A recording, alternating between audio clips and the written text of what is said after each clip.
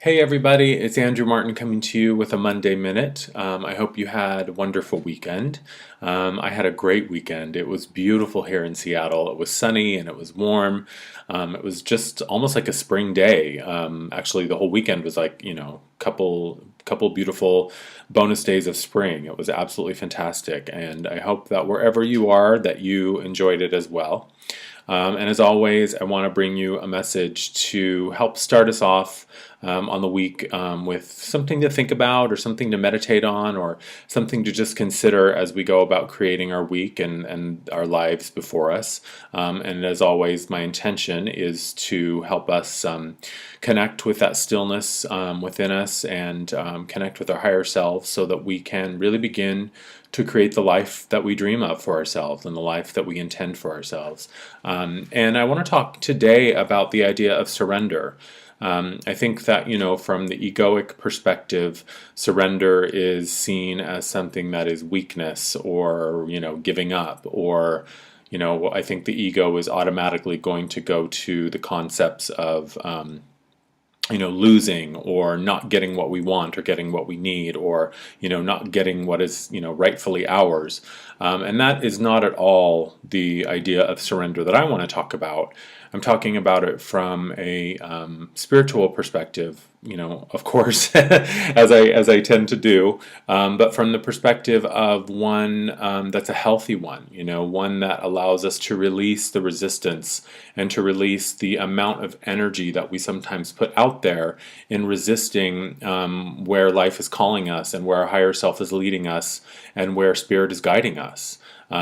Surrender is an idea and a subject that's been coming up a lot lately, actually, on a lot of blogs that I read, and a lot of spiritual teachers and channels that I follow.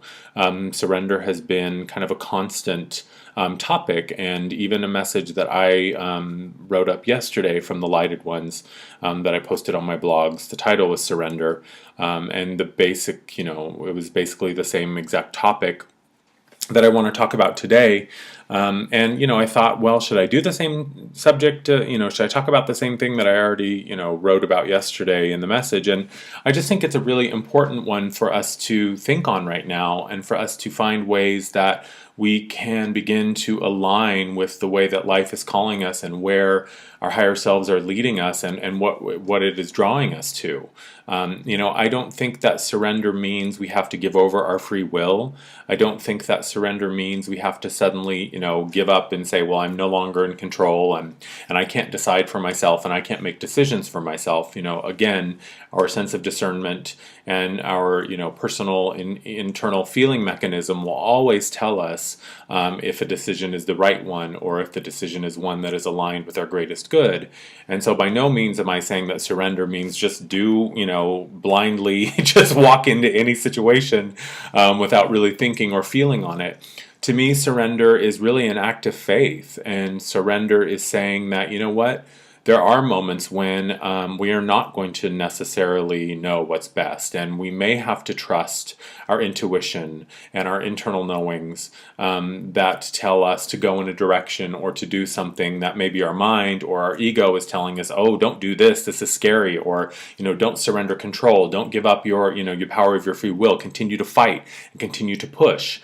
And I think that there's so much energy and so much effort that we expend needlessly in our lives trying to keep the death grip of control that ego wants us to keep on things, when really surrender is just going with the flow.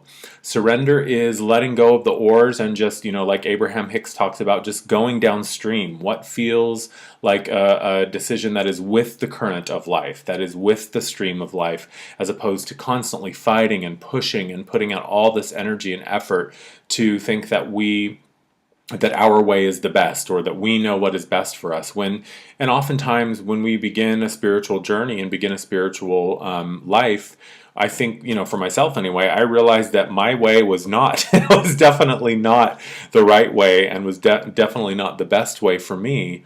And being able to surrender to my internal knowings, and to my intuition, and to connecting with my higher self, and listening to the direction that I'm being nudged, and surrendering to that, and saying, what? This may feel like I'm stepping outside of my comfort zone. This may require me to do something that is new or that I've never done before, but I have to trust, and I do trust, that I am divinely guided and that my higher self always knows what's in my best interests, and to just follow that gut feeling and that instinct, and to not fight and to not push against some of those nudgings that we're getting.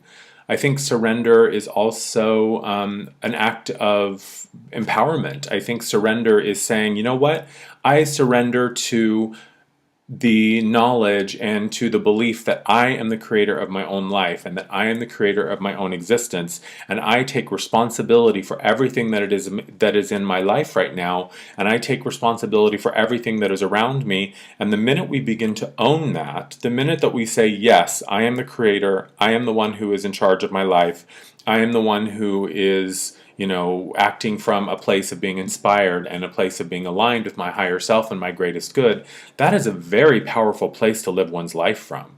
To surrender to the will of the heart and to surrender to the will of love is a very brave, very powerful act of faith and an act of pure surrender. To be able to say that I trust that I am divinely guided, I trust that the universe is a loving, benevolent one, and that when I go in the direction of where my heart is calling me, it will always turn out for the best. It will always align with my greatest good and my highest good at any given moment, and will always take me to the beautiful, wonderful places that I really long to be, as opposed to constantly putting up walls and putting up blocks and barriers to our own happiness and our own joy.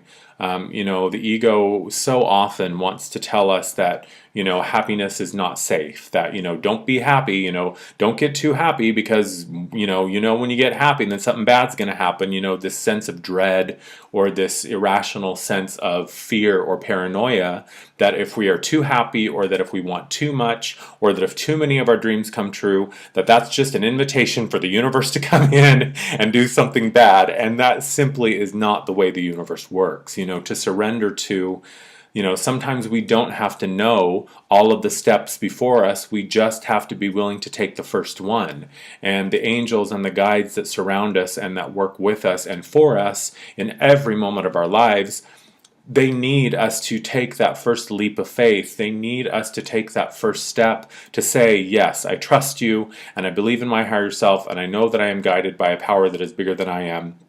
And so I'm just going to let go of the reins. I'm going to float with the stream of life. I'm going to go with the flow and trust that I'll be taken to a beautiful, wonderful place. And I know in my heart that we always will be taken to a beautiful, wonderful place. It is when we put out that vibration of resistance and of control and of rejection, of rejecting the things, the beautiful, wonderful things that life has in store for us. That's when we, I think, get ourselves into really sticky situations.